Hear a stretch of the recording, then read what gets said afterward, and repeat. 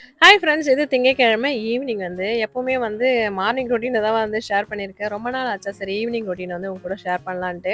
காலையில மார்னிங் ரொட்டீனே வந்து என்னால வீடியோ எடுக்க முடியல. இந்த சளிலாம் பிடிக்கல. வறட்டில இருமல் மாரி. அப்படியே நைட்டு ஃபுல்லா இருமல் வந்துகிட்டே இருக்கு. என்ன பண்றதுன்னே தெரியல. அதால மார்னிங் எழுந்திரிச்சு விளாக் எடுக்கிறதுக்கே ஒரு மாதிரியா இருந்ததா, சரி ஈவினிங் ரொட்டீனாச்சும் எடுக்கலான்றதுக்காக எடுத்திருந்தேன். சரி ஈவினிங் வந்து விளக்கேத்திட்டு சிவபுராணம் படிக்கலான்னு உட்காந்துருந்தேன். டெய்லியுமே வந்து படிக்க மாட்டேன். எனக்கு எப்பயாச்சும் டைம் கிடைக்கிறப்ப படிப்பேன். இல்ல மனசு ஏதாவது ஒரு மாதிரியா இருக்குன்னா, புக் எடுத்துட்டு வந்து வச்சு உட்காந்து படிக்க ஆரம்பிச்சுருவேன் விளக்கேத்திட்டு.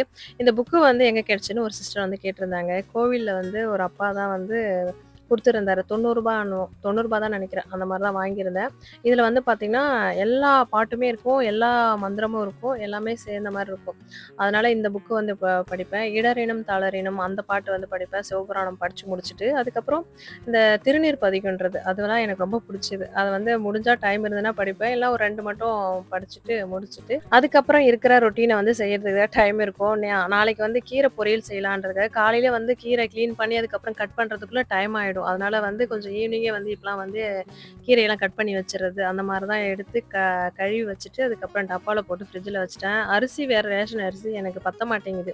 நாய்ங்களுக்கே ஒரு நாளைக்கு 1 கிலோ அப்படின்ற மாரி செய்றேன்னா, அரிசி ரேஷன் கடையில எங்களுக்கு போடுறது 20 கிலோ அரிசியா, அதுல வந்து ஒரு டைம் தான் என்னால இட்லிக்கு மாவே அரைக்க முடியுது. அதுக்கப்புறம் அரைக்க முடிய மாட்டேங்குது. அவங்களுக்கு தான் வந்து கரெக்ட்டா இருக்கிறதால கடையில தான் வந்து மாவு வாங்கியிருந்தேன். இந்த மாவு வந்து பார்த்தீங்கன்னா, எங்களுக்கு ஆளுங்களுக்குலாம் வந்து பார்த்தீங்கன்னா, அவங்களுக்கு தோசை ஊத்துறதுக்கும், எங்க 2 பேருக்கு தான் தோசை ஊத்த வரும். இன்னும் 2 பேருக்கு தோசை ஊத்துறதுக்கு மாவு வந்து பத்தாது. அந்த அளவுக்கு தான் இருக்கும்.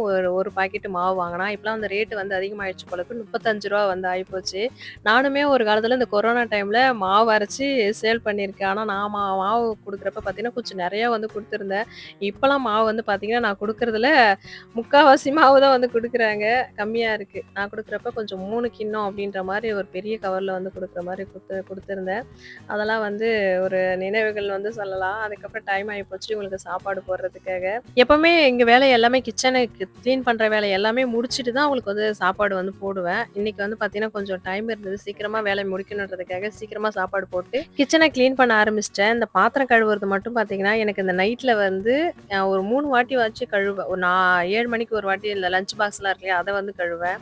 அதுக்கப்புறம் மதியானம் எடுத்துட்டு போற ஆளுங்களுக்கு சாப்பாடு இருக்கு இல்லையா? அத வந்து கழுவேன். அதுக்கப்புறம் சாப்பிட்டுட்டு போட்ட பாத்திரத்த வந்து கழுவேன். இந்த நைட்ல பாத்திரம் கழுவுறப்ப மட்டும் எனக்கு வந்து மைண்ட் வந்து அப்படியே ஏதோ ஒரு மாதிரியா தான் இருக்கும். கழுவிட்டே இருக்கிற மாரி அப்படின்ட்டு. கிச்சன, அடுப்பு எல்லாமே கிளீன் பண்ணிட்டு, ஏதாவது வந்து ஊற வைக்கிறதா இருந்தா ஊற வச்சுருவேன். நாளைக்கு வந்து மொச்சக்கா போட்டு மொச்சக்கொட்டை இருக்கு இல்லையா? அத போட்டு வந்து காரக்குழம்பு வைக்கலான்றதுக்காக அத வந்து ஊற வச்சுட்டேன். டெய்லியுமே என்னோட நைட்டு ஒரு 10:30 மணி வரைக்கும் என்னோட ரொட்டீன் வந்து இப்படிதான் இருக்கும்.